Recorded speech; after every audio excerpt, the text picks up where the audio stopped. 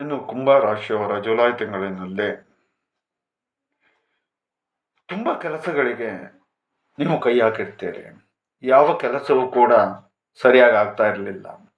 ಈಗ ಸಮಯ ನಿಮ್ಮ ಪಾಲಿಗೆ ಉಳಿತಿನ ಸಮಯವಾಗಿರುತ್ತದೆ. ಕೈ ಹಾಕಿರ್ತಕ್ಕಂತಹ ಕೆಲಸ ಆಗಿರ್ಬೋದು, ಕಾರ್ಯಗಳಾಗಿರ್ಬೋದು, ಕೋರ್ಟು ಕಚೇರಿಗೆ ಸಂಬಂಧಪಟ್ಟಂತಹ ಕೆಲಸ ಕಾರ್ಯಗಳಾಗಿರ್ಬೋದು, ಅನಂತರದಲ್ಲಿ ಉದ್ಯೋಗದ ಕೆಲಸ, ಹಣಕಾಸಿಗೆ ಸಂಬಂಧಪಟ್ಟಂಥ ಕೆಲಸ, ಪ್ರತಿಯೊಂದು ಕೆಲಸದಲ್ಲೂ ಕೂಡ ನಿಮಗೆ ಒಳ್ಳೆಯದಾಗ್ತಕ್ಕಂತಹ ಸಮಯ ಆಗಿರ್ತಕ್ಕಂಥದ್ದು. ಹಾಗಾಗಿ ಶುಭದಾಯಕವಾಗಿ ಇರತಕ್ಕಂಥದ್ದು. ಜೊತೆಯಲ್ಲಿ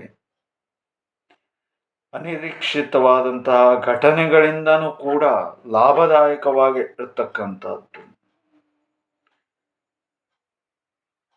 ಸಂಗಡಿಗರಿಂದ ಸ್ವಲ್ಪ ಉಪದ್ರವಗಳು ಕಂಡು ಬಂದರೂ ಕೂಡ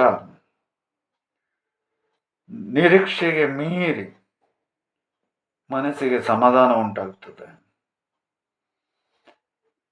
ಹಣದಲ್ಲಿ ಅಡಚಣೆ ಆಗತಕ್ಕಂಥದ್ದು ನಿವಾರಣೆ ಆಗ್ತಕ್ಕಂತಹ ಸುಸಮಯ ನಿಮ್ಮದಾಗಿದೆ.